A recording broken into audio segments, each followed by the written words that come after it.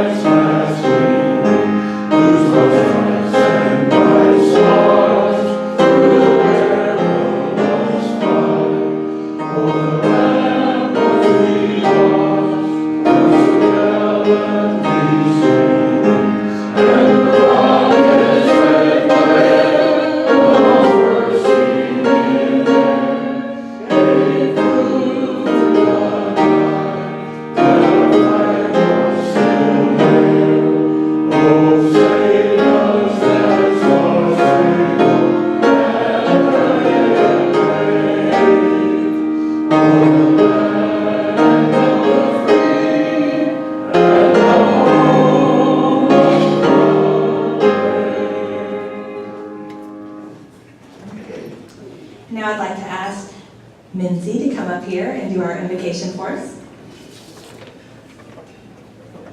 Please join me in prayer. Dear Lord, we give you thanks, for we know that all we have is a gift from you. We are passing guests through your amazing creation we call Earth. You have taught us to love our neighbors and to build communities of inclusion and justice. Lord, help us focus on your teachings and give us the courage to stand for you in all situations. Bless, comfort, and heal our neighbors who are dealing with ravaging wildfires in California, recovering from hurricanes in the Caribbean, Puerto Rico, and the U.S., and recovering from senseless violence in Las Vegas.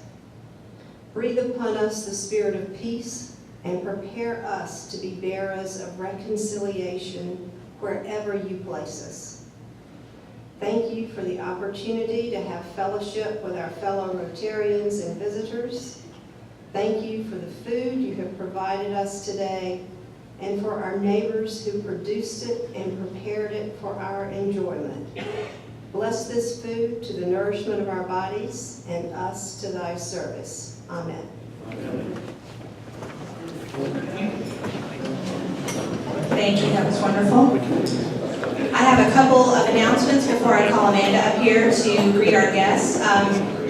Board members, we will have a board meeting this next Thursday morning at the Boy Scouts office at 8:30. You should already have that invitation in your calendars, but I just wanted to remind you ahead of time. Also, I just wanted to say thank you to President-elect Stephen Creech and Jesse Bullard and everyone who put our social together last week. We had a great time.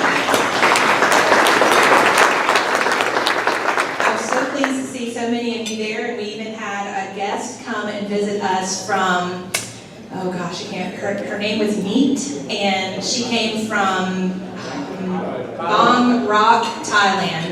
The Rotary Club. She was the communications director, and she was delightful. So we had a great time, and I appreciate everybody who came out and made that a great evening. I'm going to go ahead and call Amanda Strickland up here, and she's taking care of our Rotarians, visiting Rotarians and guests this month.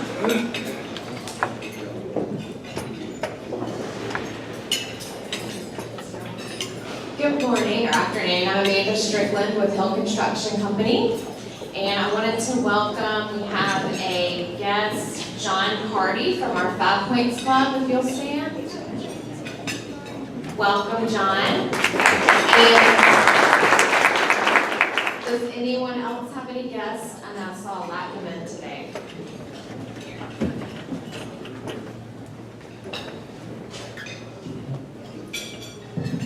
Okay. My name is Blake Buchanan, and I have one guest. Jamie Tanson, who is the Director of Special Events for the Columbia Fireflies.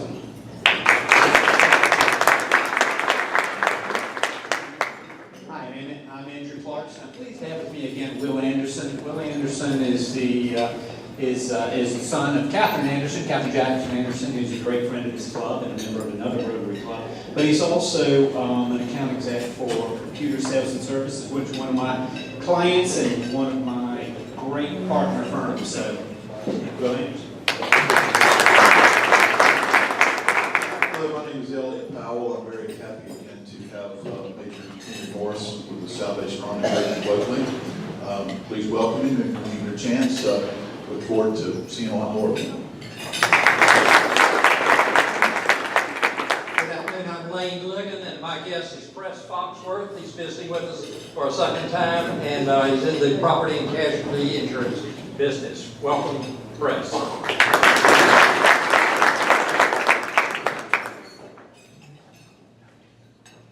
Hi, I'm Jim Morris, and I have my guest, Brent Arant. Brent is a deputy solicitor here in Richland County, Columbia.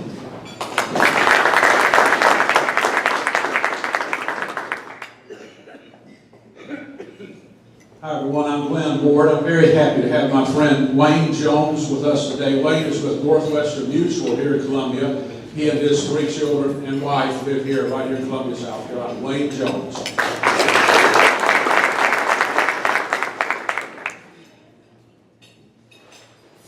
Any more guests? We're good? Welcome, everyone. Thank you for coming today. I did want to make a quick announcement. We do have several months that still need filling up for greeters, and it's really fun. I'm going to try to do it. I'll do it the rest of the month, but I challenge you, if you have been ignoring the emails that Gary and I have been sending out, I have January covered, so March on, we need some people, so we really appreciate it. Thank you. Y'all have a good day.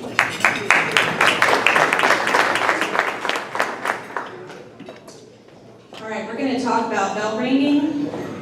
I know that everybody in this room is trying to make their plans for the holidays, and I know everyone in this room is going to participate, aren't you?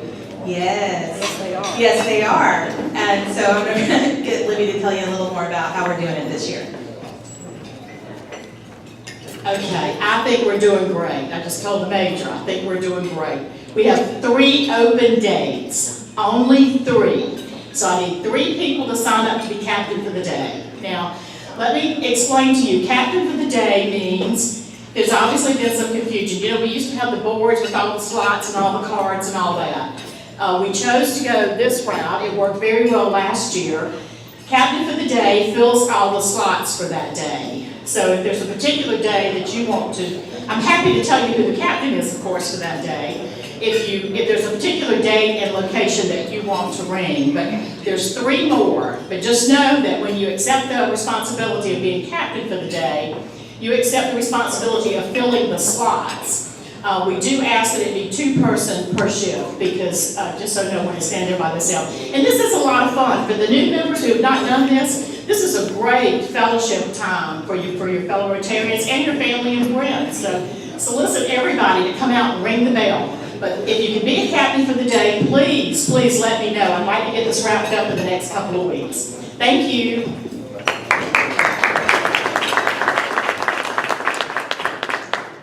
Thank you, Libby. That is a huge task to manage that program, and I'm very glad you decided to give Jack Sloan a break this year on that.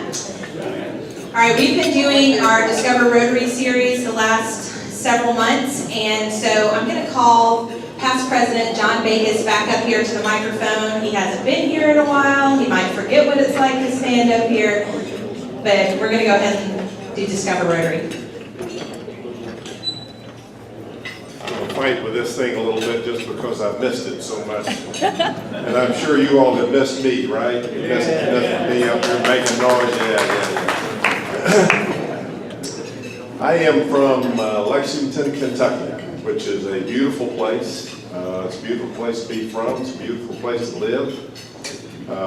And I moved here permanently in December of 1993, and have been a Columbia resident since. I joined Columbia Rotary Club 23 years ago when my friend Jim Levinas invited me to join this group of outstanding civic leaders, and I was honored by his invitation and was quick to join. For a long time, I really didn't know what Rotary was about. I knew what we did in this club, but I really didn't understand the bigger picture. I had no idea of the breadth and depth of Rotary International and the 35,000 affiliated clubs around the world. In recent years, my participation in Rotary seminars and meetings has helped me understand what Rotary is all about. And because of that, I've become a committed Rotarian with tremendous respect for what Rotary International and individual Rotarians around the world do and how they serve in remarkable ways. I mean, really, truly remarkable ways. Rotary International has 6 areas of focus, and I'm not sure all of us really understand what those are. World health is one of those prominent areas of focus, and as you know, Rotary International has taken the leadership in eradicating polio as a major disease around the world. It's kind of hard to imagine some service organization taking on a major disease in this world and actually having success and burning it down to the last 5 or 6 cases around the world. One of the other focuses is education and literacy. And one of the aspects of the education focus is ambassadorial scholarships. We as a club can nominate someone to apply for an ambassadorial scholarship, and it is one of the most outstanding scholarships in the world. It is a $50,000 scholarship where a student can do graduate work at the place of their choice anywhere in the world, as long as their education is in one of the areas of Rotary focus. Youth exchange program. Our district has 38 students who are incoming and about the same number going out. So that means 38 of our clubs in our district host incoming students from somewhere else in the world. And being at a district conference and seeing the enthusiasm of those young people is really gratifying. Clean water and sanitation is one of the areas of focus. And we had here a fellow named Walter Hughes who spoke at our club a couple of years ago, who's from a small club in Virginia, and he got excited about clean water and has been drilling and has drilled since that time about 50 clean water wells in South Sudan and other areas in surrounding countries. And in the villages that he has drilled his wells, he has eliminated the horrible guinea worm disease and worked with the Carter Foundation to eliminate that scourge, and was able to do it just by providing clean drinking water in a number of villages in Africa. Peace and conflict resolution is one of the major areas of focus of Rotary International. And that is manifested in many ways, and the youth exchange program is one of those ways where we, by being together with people from around the world, have better understandings of each other and hopefully increase peace and reduce conflict. Clubs. One of the things I've learned is that some of the clubs have done just remarkable projects, and we participate in one of those here, the CART Fund. The Sumter Rotary Club started this project about 15 years ago and has since donated $6.2 million to leading edge, cutting edge research in Alzheimer's disease. And it all started with one Rotarian and one club and has become a major regional operation now from Virginia all the way through to Florida, including Georgia, Tennessee, East Tennessee. So it is a huge program and is doing great work. There is a new effort. It's a recognized Rotary Action Group, again started by a group of Rotarians in a club. I meant to bring a little brochure up and show you. You may remember a young man from South America who was riding his bike around the world, He was one Rotarian who got excited about the idea that we could possibly eliminate hepatitis from this world. And that starting program came from a Rotary Club. And there is now a Rotary Action Group, which is a group of Rotary clubs recognized by Rotary International. And they are working to eliminate hepatitis from this world. So Rotarians doing lots of good stuff out there, and Rotary International makes it possible through the funding that they're able to provide. Because of our club size and our reputation and our members' capabilities, the Rotary Club of Columbia can become one of the really outstanding Rotary clubs in our district and around the world. Together, we can do even more good in Columbia and other parts of the world if we get excited and committed about being true Rotarians. I thank you for this opportunity to talk to you, and I hope you too will get excited about being a Rotarian.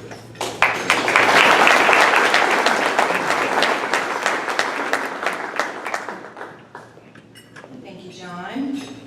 Now, I'm going to ask Representative Nathan Valentine to come up here. This is his first time doing Health and Happiness, so be kind to him and laugh at all of his jokes, please.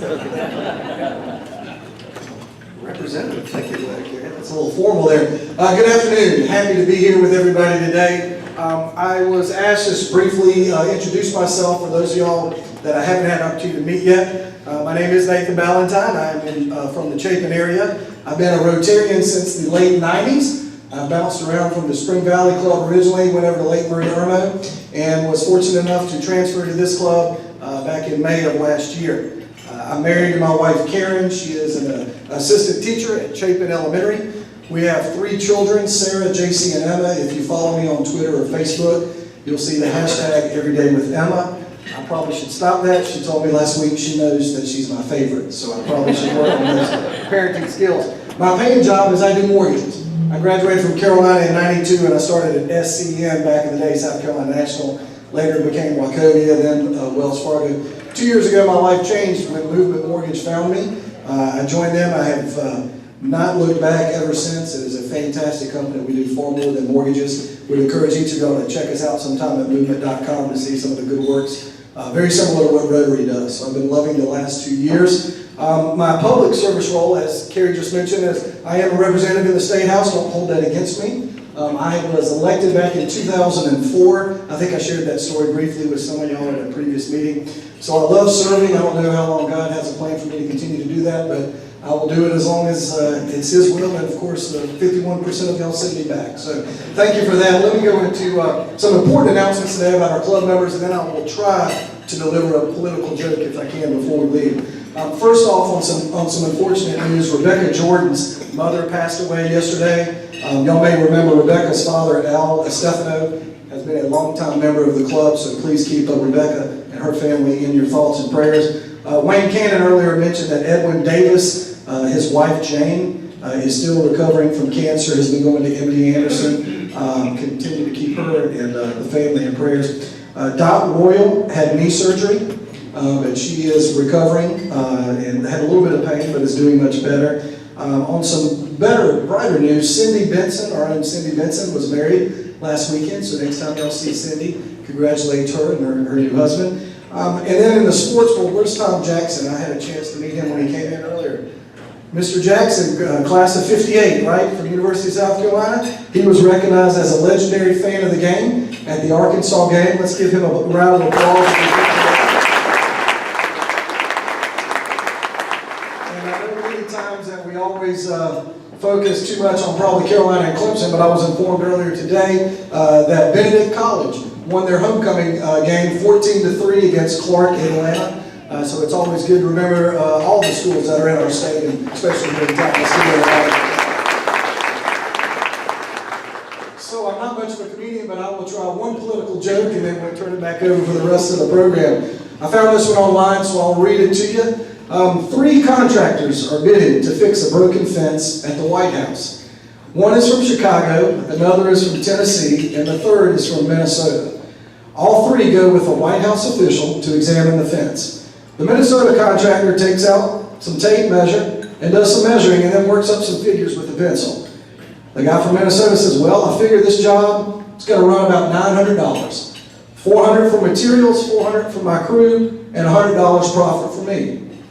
So the Tennessee guy's up next, and he looks at it, he does some measuring, kind of sharpens his pencil a little bit, and he says, you know, I can do this job for probably $700. $300 in materials, $300 for my crew, and $100 profit for me. Next up, the Chicago contractor, he doesn't even measure or figure, but he leans over to the White House official and he whispers, $2,700. So the official incredulously says, you didn't even measure like the other guys. How did you come up with such a high figure?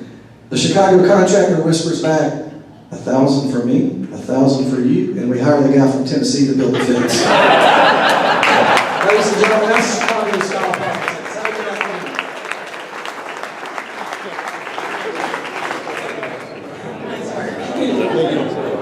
Fellow Rotarian Nathan. I have to take off my chamber hat, you know, when we're Rotary together. Right, okay. All right, so we're going to go ahead and move on to our speaker, and I'm going to ask Blake Buchanan, fellow Rotarian Blake Buchanan, to come up here and introduce our speaker.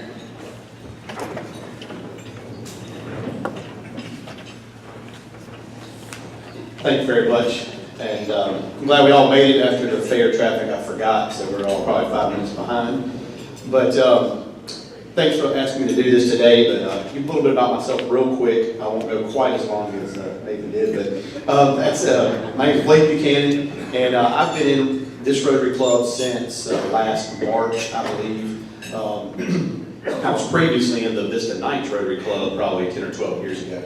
So it's glad to be, I know a lot of folks in here and have met a lot of folks in here. In my time in Columbia, I've been living in Columbia since 2004, and my current job is the Vice President of Sales or Corporate Partnerships with the Columbia Fireflies. That's been since November of 2015, so through the 2016 and 17 season.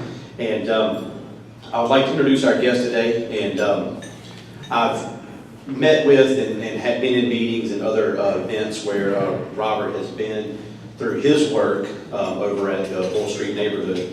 And so Robert Hughes is currently the president of Hughes Development Corporation, which is a third-generation family-owned real estate development firm based in Greenville, South Carolina. They've developed and owned projects across the Southeast in virtually all different product types. And over the last 15 years, it's hard to beat that thing right in your face. There we go. That HDC, which is the Hughes Development Corporation, has redefined its focus to mixed-use urban developments with a focus on placemaking. I don't know what placemaking means, but you can explain that to us what placemaking means exactly. First question. There you go. That was your first question. Recent projects for Hughes Development has been Greenville 1, River Place, and the Bank of America building renovation, all located in downtown Greenville. Currently, their focus is the 181-acre Bull Street neighborhood in downtown Columbia. As a master developer, HDC is overseeing up to 3.3 million square feet of commercial development and 350,000 residential units, all centered around Spirit Communications Park, which is where I currently work. Prior to joining the Hughes Development Corporation, Robert was Assistant Vice President in Sales and Trading in New York City for Barclays Capital. Also was in that same role with Lehman Brothers before that. He graduated, he decided in 2011 he would leave that world and pursue his MBA at Columbia Business School with a focus in real estate. Graduated with honors in 2012 and received the William J. Heffernan Memorial Award for Service. Also a graduate of Duke University and the Lawrenceville School. And he serves on a couple of different boards and committees, the Academic Advancement Council for the U.S. School of Medicine in Greenville, the Artist Sphere, is that correct? There you go. Board of Directors, the Greenville Chamber of Commerce Board of Advisors, the Accelerate Strategic Leadership Council, and is a member of Leadership Greenville Class 40. Robert Hughes.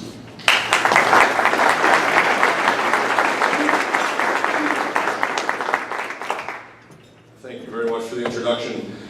You covered most of the things I was going to say when I started. But thank you all so much for having me here. I love the opportunity to get out and be in with different groups in Columbia talking about the Bull Street project. There's so much going on on the old State Hospital campus, that sometimes it's hard to be sure that everyone knows all the things that are happening. So one of the things that I want to do today is sort of do a brief history of how we got to where we are today, what has happened in the last 24 to 36 months at Bull Street as we've really been under development, and then where we think things are going from here. I love questions. I'm happy to talk about placemaking.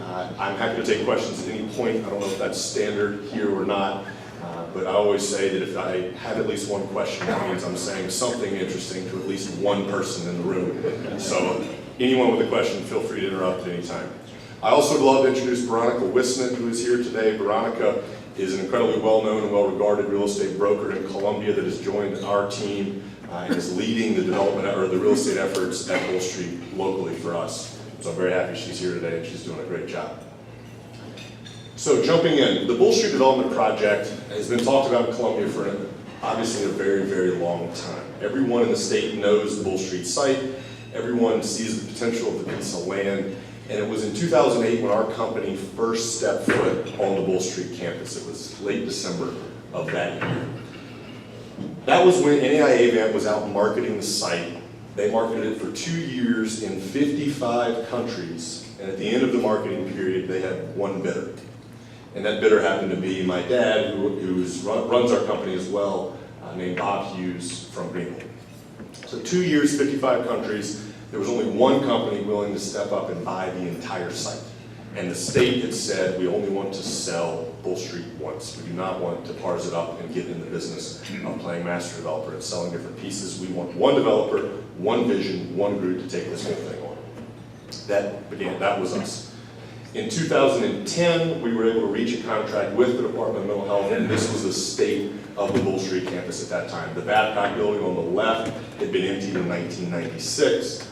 There were a lot of old roads, a lot of no modern infrastructure, and a campus that had been, neglected is not the right word, but a campus that had not been maintained to the highest of standards when we took over. 2010, we went into contract.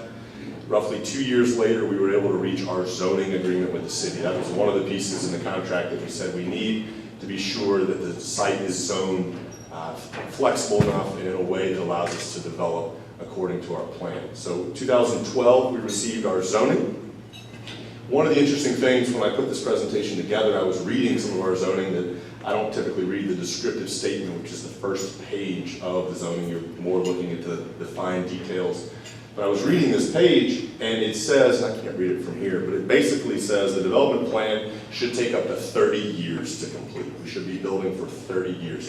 We've always talked about Bull Street as a 20-year project, because we always think and hope we can do better than 20. But I was interested to read that one of the first documents we put out about Bull Street talked about it taking 30 years to build out. But I find that as an interesting fact. Roughly 12 months after that, we reached a development agreement with the City of Columbia. Bull Street, unlike other districts and areas in Columbia, has been off the tax rolls and has basically been isolated from all of Columbia since its inception. No modern roadways, no modern sewer network, power network, no sidewalks, no street trees, none of the things you would have as a developer if you were to buy a block on the corner of Assembly and choose any other intersection really in Columbia, and you would have sewer out front in the street, you'd have power already brought to you, you'd have all of the modern infrastructure requirements that it takes to build a project like this. So that was the purpose of the development agreement, working with the City of Columbia to put public infrastructure inside of the walls of Bull Street so that Bull Street can connect and become a modern integrated development within Columbia, not this separate off-the-grid site that as it had been since its beginnings. So that's in 2013. The whole time we're doing this, we're planning. And we are drawing all kinds of different plans and locations for the ballpark and locations for the public park and which buildings stay, which buildings go, where the roads go, constantly trying to figure out what is the best way to lay out this site. And the biggest first piece was Spirit Communications Park. Are we going to have a ballpark, and if so, where do we put it? In 2014, the City of Columbia, in partnership with Hardball Capital, reached an agreement to develop Spirit Communications Park. And that is when we felt that development started. Bull Street as a project was a go. We were ready to begin and ready to start laying the groundwork for what was to come. 2015, we broke ground on Spirit Communications Park. And an interesting thing about this picture, to talk about the complexity of what we were trying to build in our building, is in this picture, it looks like one construction crew, one construction project. There are 3 distinct construction projects going on in this picture at the same time. On the left is Spirit Communications Park. In the center, where you see the yellow dump truck, is the first base building, which is the largest private office building built in Columbia since 2009. And on the right is the road crew. So 3 different contractors, 3 different contracts, 3 different owners and directors of the development, all working in very close proximity to one another, all with the deadline of April 14th, 2016 to play ball. So, needless to say, there was a lot of coordination, a lot of work that had to be done. None of the modern infrastructure, no water, no sewer, no power to these buildings, all of those things had to be put in place before we could open and turn on anything. Also in 2015, besides breaking ground on the ballpark and the first base building, we announced our first tenant, Ogletree Deakins Law Firm, obviously one of the most well-regarded law firms in the state, decided to move their Columbia offices to the first base building. And this was a picture on the right when we had our topping out celebration, because we had poured the top floor of the building with some of the leaders of Ogletree Deakins. 2016, April 14th, first game ever at Spirit Communications Park. The ballpark, which in its first year won Ballpark of the Year with Ballpark Digest, has truly been a multi-use venue and what we really wanted it to be. The reason we believe, from a development standpoint, in the importance of the ballpark is it brings people to the site year-round for multiple different reasons, and it's open as a public park year-round. This afternoon, if any of you need a nice place to take a stroll, if it doesn't rain and the clouds clear up a little bit, go over and walk the plaza, the concourse at Spirit Communications Park. It's 1/3 of a mile around the concourse. People are there every day, jogging, running the steps, working out. It is a true public asset. I saw a great picture this morning. They had the Palmetto Health Walk for Life at the park on Saturday. In the picture, you could see the baseball diamond. You could see the lines from the football field and the goalposts from the football field from the high school football games they've been playing there this fall. And then they had the finish line for the Race for Life for Palmetto Health. So that picture epitomizes this being a multi-use park that is the center of Bull Street and is a community asset for all of the Middlings. So we're very proud of what's been created there, and the team has done a phenomenal job running it and making it really part of the community. 2016, we also opened the first base building, again, the largest private office building built in Columbia since 2009, home to Ogletree Deakins. TQ Solutions moves in on October 28th, now part of Capgemini. A couple hundred young tech IT workers going to be on site, as well as Founders Federal Credit Union on the ground floor, and hopefully many more tenants to come. That year, we also renovated the first historic building at Bull Street. This is the folks at Diversified Development. Charles Small and his team renovated the old Parker Annex building. The building, I believe, was built in 1910. It is now home to DNR, fully leased and operational along Calhoun Street in Barnwell. That year, we also opened the bakery building, which we call the Historic Bakery. This is home to SoCo's second Columbia location, creative office workers, co-working space, small companies. It's been fully leased since it opened. One of the reasons, and this is a fun fact I always forget to mention about Bull Street, because there's so many, but Bull Street is the first urban gigabit community in the state of South Carolina. What that means is that in all the new infrastructure we've laid in, we have put in the most advanced fiber network system that you can install in today's time, in hopes that we never need to cut the roads again to add something back new later. The term that we used when we partnered with Spirit Communications to do this was we wanted to future-proof Bull Street. We want Bull Street to be the most interconnected, well set up development and location for any business in Columbia looking to locate. So this building, the workers in this building have gigabit speeds. Their computers cannot process the internet as quickly as it is being delivered to them through the fiber. And there are people that tell me all the time, I went home from work to finish some stuff, the internet was so slow, I drove back to the bakery and stayed another couple more hours because I couldn't deal with how slow my internet is at home. So that is what we're trying to accomplish, and that's just a perfect example of it. Also in 2016, it was announced that the University of South Carolina's medical school is going to move to Bull Street along Hardin Street side of the project. Great partnership with the university, great opportunity for creating a real public-private partnership, win-win-win. University gets a new medical school, new land donated to them right near Palmetto Health. It's great for our development because it means lots of students, doctors, research, and investment on the site, which will hopefully help, which we believe, or we wouldn't be doing this, will help our development, but it also helps the neighborhoods and the areas around Bull Street and Palmetto Health because of all the research and people that are going to be coming to the site because of the new medical school. Question? Sure. Has that been approved by the university? The university, their number one priority, the Board of Trustees has voted on and approved, and they have taken title to 5 of the 16 acres that will be given to them. I guess we're in 2017 now. Along the bottom, we've announced and started to release plans. Our next meeting is showing more of these plans for the 20-acre public park at Bull Street. Part of our agreement with the city was creating 25 acres worth of open space and public park. The park, we've set a target date of September 1, 2018 to open the park to the public and welcome folks into the park. We're going to have a lot of walking trails, jogging trails. There's a large pond. And then we are daylighting the Smith Branch Creek as part of this as well. And this was a really fun thing, and I'll try to make this very quick. But Smith Branch currently runs through the Bull Street site underground in 2 84-inch pipes. That is bad for a couple reasons. The environmental reasons being some of the obvious ones, because direct sunlight and natural flow of creeks allows for better ecosystems, but it also does not help with flooding downstream. So one of the things we've agreed to do is daylight that stream, bring it back to the surface, allow it to flow naturally, allow the sunlight to hit it. But what we're also doing is we're leaving the pipes in the ground. And by doing that, we're going to allow the stormwater as it's flowing downstream in the Smith Branch to be detained in those pipes in the event of a major flood. And we've been able to show through the modeling that this is actually going to improve the flooding conditions downstream in Smith Branch based on leaving these pipes in the reverse weir structure. Please don't ask any questions on that. That is going to stay there and be created to divert the floodwaters. So it's a really, we've had a lot of great meetings with the environmental leaders in Columbia, and it's something that we're really excited about. Is another example of a win-win that will help folks in other parts of Columbia and also create this great new urban park. 2017, we also announced the Merrill Gardens Active Senior Living Community. This is a 196-unit active senior living project located. This rendering is being rendered from the park side.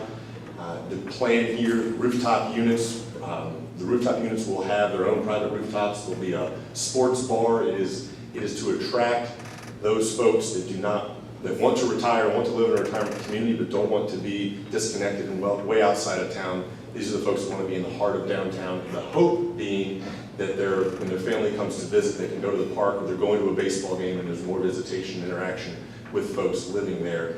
But it's 55 and over, age restricted. There'll be some continuing care component. This is scheduled. They've taken title of their land. They're scheduled to break ground, last they told me, between December 15th and January 15th. Downtown Church announced this fall that they'll be moving to the Bull Street campus as well. This is a rendering of the old Central Energy Facility building. Garvin Design Group is working on these plans. They should be breaking ground, I guess you don't break ground in a renovation. They should be starting construction this calendar year as well, with hopes of being in by late next summer, early fall. One of the things we're really excited about with this group, they said we want to create the coolest event space we can, but have church there Sunday. So the stage on the back, which you can see, the big opening, that's going to be an indoor-outdoor stage. So on nice days, they can literally turn everything around, turn the altar around, as the joke has been saying, turn the altar around and serve outside versus inside. It's going to be a really interesting space and a very cool adaptive reuse of an old building. Town Park at Bull Street also broke ground this year. These are 28 for-sale townhomes under construction currently at Bull Street for first delivery in May or June of next year. First for-sale product we began constructing at Bull Street, something we're very excited about. I believe 6 of the 28 are already, I think the term they're using is reserved, but they are well under construction and located right along Calhoun Street behind the Parker Annex building, the diversified development renovated. Our first restaurant was announced at Bull Street this year, Bone In Barbecue. Chef Scott Hall has a great reputation here for his catering business and his food truck that was Bone In Barbecue. They will be locating inside the Inzer building. That's under construction now. We believe a target date. We were trying to get it open in this calendar year. Given the holidays and how busy he's going to be, I think we're going to end up pushing it to January or February but well in time for next baseball season.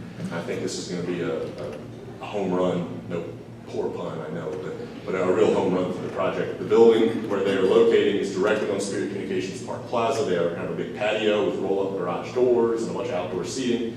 I think it's going to really impress folks when they get out there. The type of food, the way he's creating it, and the venue itself. So this is a quick list of all the folks that are already at Bull Street or committed to come to Bull Street. Great list that's continuing to grow every single day. One of the other things for those that would like to keep up better tabs on what's happening at Bull Street, we created a newsletter. If you go to bullstreetsc.com, you can sign up for it. We're in the process of revamping our website at the moment now.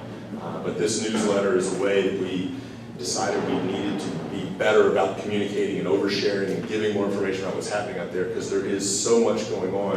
And when it's spread over 181 acres, you don't really know where it is and what it is, but it's all happening so quickly. We created this newsletter, bullstreetsc.com, if you're interested. Happy to have you guys sign up. And last, this is the master plan, showing at the bottom that we're in year 4 of our 20-year development plan. Bull Street's along the bottom, Hardin Street's along the top, Calhoun on the right, Colonial on the left. But this is the entire 181-acre site in some form or fashion that we think it could be built out like one day. With that, I'm happy to take, I think that's my last slide. Yep, happy to take any questions. 2 questions. What percentage of this property is going to be tax paying? And are y'all still holding to the no big box stores? Unclear at this point what percentage we tax paying. Our goal through this project from the beginning has been, and I think the city's goal in our partnership is to drive as much property tax value from this site as we can. We have, again, built the largest private, I feel like I'm a broken record, but the largest private office building in Columbia in the last 8 years is on our site. One of the things we've been dealing with and grappling with is a lot of our competition is actually in non-tax paying buildings. And so we're immediately at a competitive disadvantage when our office space competes directly with office space that doesn't pay property taxes. That property taxes in Columbia are the highest in the state for a major city. It's something that I was talking to a large, I would not say big box, but a large retail user last week who I said, "Can you confirm these are the right millage rates? Is this how this is done?" And I often said, "Yes, but that's not a problem. We can make it work. We'll figure it out." I don't think that will be the problem, but yes, getting as much tax revenue out of Bull Street as possible is one of our biggest priorities, and that will create the win-win that you can create in a good public-private partnership if we are able to do that. So it is probably one of the top priorities of what we're trying to do. In terms of staying away from big box, yes, Bull Street, in our minds, and one of the reasons that everything is being built so closely together is a dense urban district that will be a continuation of downtown. So we don't want large parking fields. We don't want large 150,000 square foot boxes that have one door in the middle and the front and service on the back and no windows down the side. That's not urban, that's not walkable, that's not a district. That is more of a strip shopping center that you could find really anywhere that you don't necessarily want to see in the heart of a downtown. We're zoned for it, we're allowed to do it, it's just something that from our development strategy we've tried very hard to stay away from. Yes, sir. You mentioned urban and walkable. In that upper right-hand corner is the train track, right? Correct. So there was some discussion about making less train and more pedestrian and biking. Is there any movement on that? Our understanding is that the Greenway project that will follow the Smith Branch is somewhere in the process of being designed and approved in those pieces. We are working very closely on where that Greenway will enter and exit the public park. It will come right along the green park piece parallel to Hardin Street. So we are working very closely on where those pedestrian entrances and exits will be. I've not heard any plans to remove the rail. We'd obviously be all for it, but so as a quick follow-up, directly across Hardin Street from that is Lowe's and Drew Wellness Center and some other, is that Lowe's? What is this? There's a grocery store. Save a lot of belief. So is there some plan to tie in some sort of pedestrian, better? There are 2 tunnels currently that go underneath Hardin Street from our site to the other side of Hardin Street. And one of the tunnel on the southern side is the one on the right side of this plan, is the one that we are planning to, right now the design has the greenway going through that tunnel and then out to the other side of Hardin Street and connecting back down into 5 Points and back around. Yes, sir. One of the things you mentioned is you don't want big parking fields. One of the problems with a lot of downtown is there's no place to park. Right. How do you, what's your strategy for addressing that? And also you mentioned no electricity and no sewer. That's kind of mind-boggling, like that entire property and some of those old buildings had no sewer. The political answer is no modern electricity and modern sewer. Okay. But yes, I can get to that too. Parking will be solved in two ways. First being more parking structures than not. So parking structures, which I know some people are apprehensive to park in a parking structure, but the way to get to densify is to go vertical with your parking. The other is, and we've done a lot of reading on this and research on this, I think the date was 2012 that the United States reached peak car. So meaning that there'll be no more cars on, the experts are saying there'll be no more cars on the road in the future than there were in 2012. So if you believe in the advent of driverless cars and driverless Ubers and all of those things, the demand for parking in these urban environments is going to drop substantially. I don't know if I have a timeline on that. We're not banking on that. We have parking requirements in our leases and in our zoning and all of those things. But one day in the future, you've got to believe that the inefficiency of a parking garage and driving alone in a car, massive SUV to your office, there's going to be a change there. There's going to be a disruption. So I think that will help drive some of this as well. But if you look at this plan closely, there's parking deck after parking deck on the plan.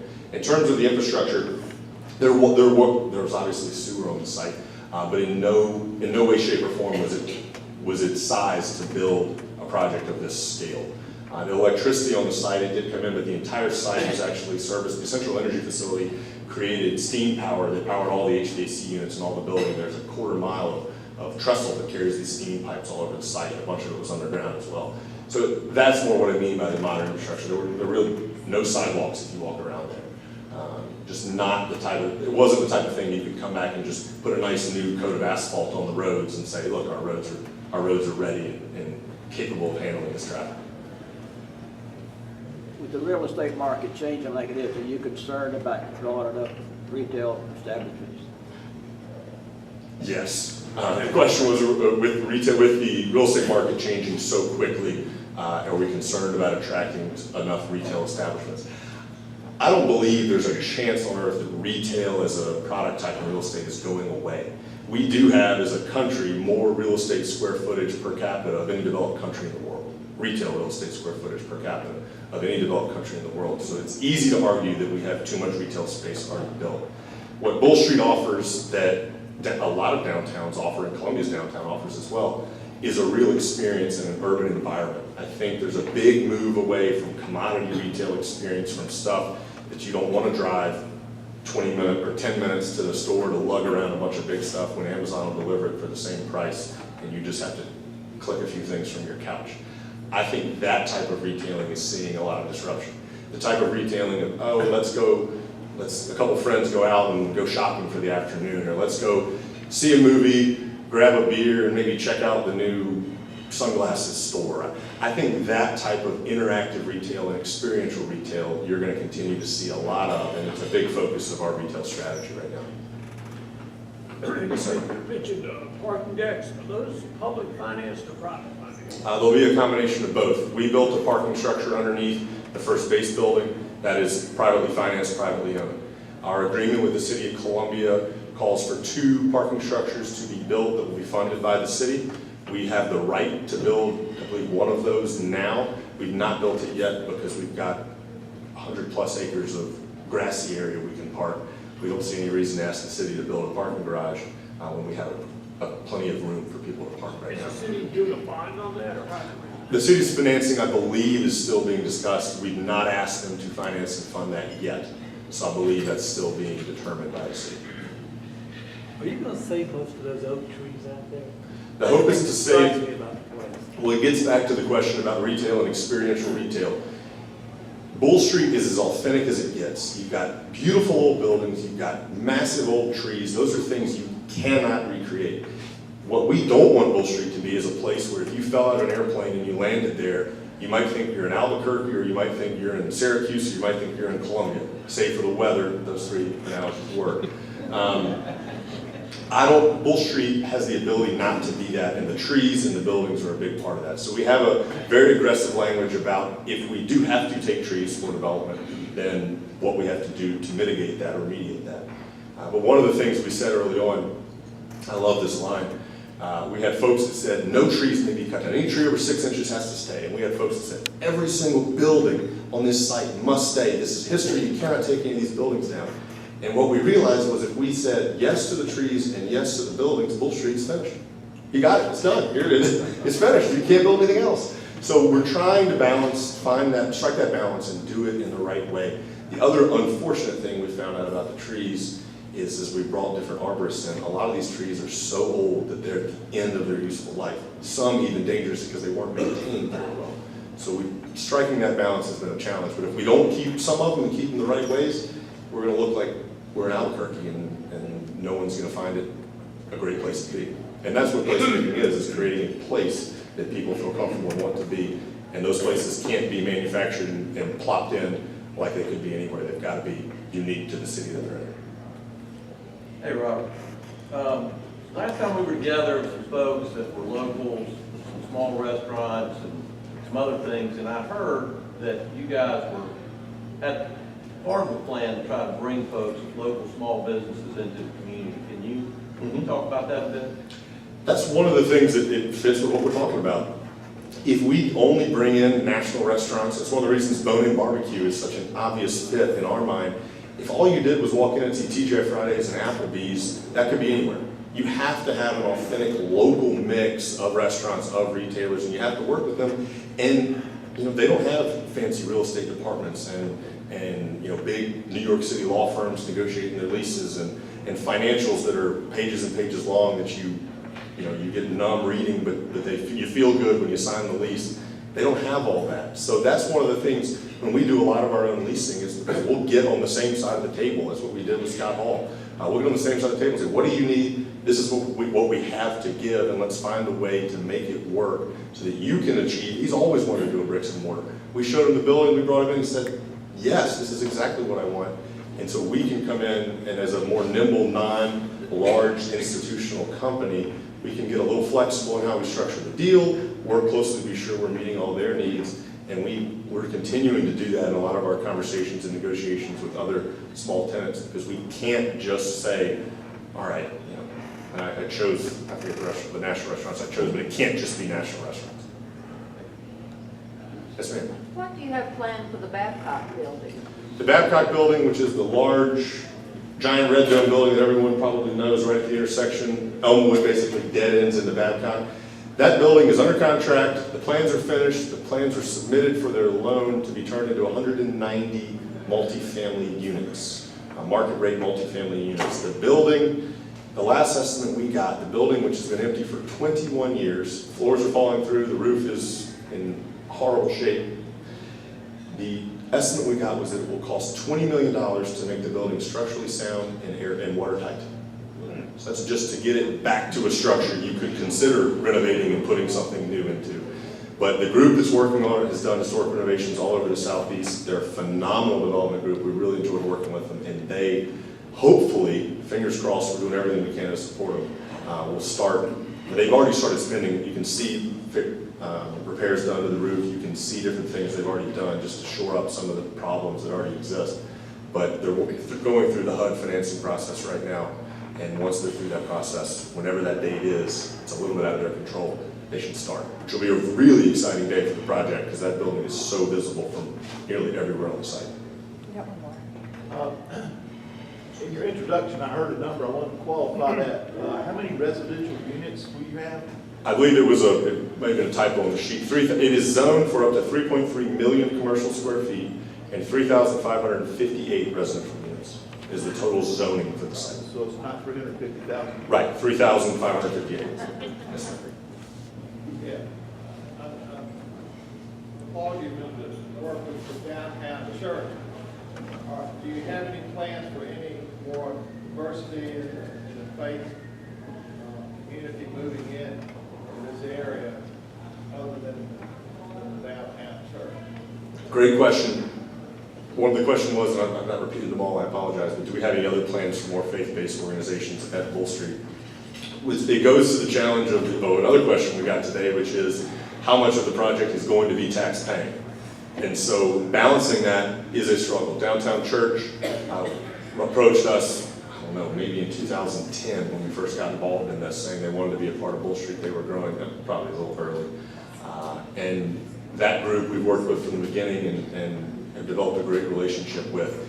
We don't at this point, and we did that, I guess I should clarify, we did that because we believe every great neighborhood, every great district needs a great church. Downtowns in the southeast have churches all over them. So we needed church and a faith group as part of the development. But now we've had other groups call and say, could we come? And we said we need to hold on that right now. I think it's not something that we're opposed to, but just from a purely does this site need another church right now? We're putting a pause on that and working on the other things to layer it around the church. Last one, all right. Thank you. If we're out driving around the southeast, is there anything that's already in place somewhere, whether y'all were involved or not, to say, you know, if you're ever in such and such, you might look because it's kind of this flavor? God, that's a great question. I'm trying to think of how to say yes. Bull Street was marketed as the largest development site in a city center east of the Mississippi River. So the answer to the southeast, something of this scale, this size, no. But I will say the components of Bull Street, what we're trying to accomplish in different areas at Bull Street, unequivocally yes. And we're bringing a lot of the experience that we had in Greenville to this. So a lot of the things you see in downtown Greenville, a lot of those same principles we're applying here. If you go, there's two projects in Atlanta that I really like and we're drawing a lot of inspiration from.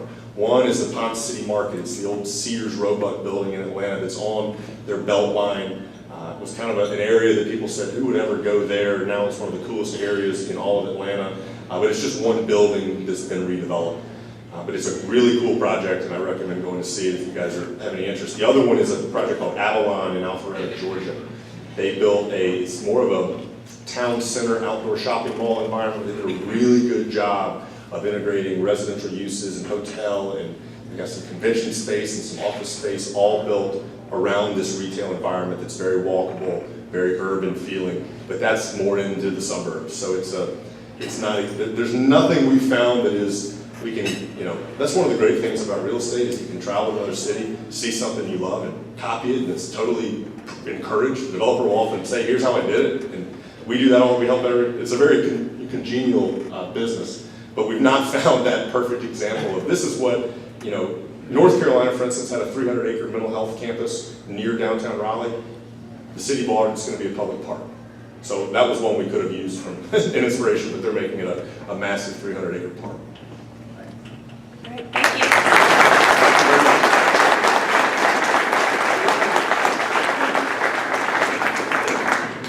Okay, President-elect Stephen Creech, next week. Next week we're having Lou Kennedy. Lou is the CEO, president, and owner of National Pharmaceutical Corporation located in West Palm.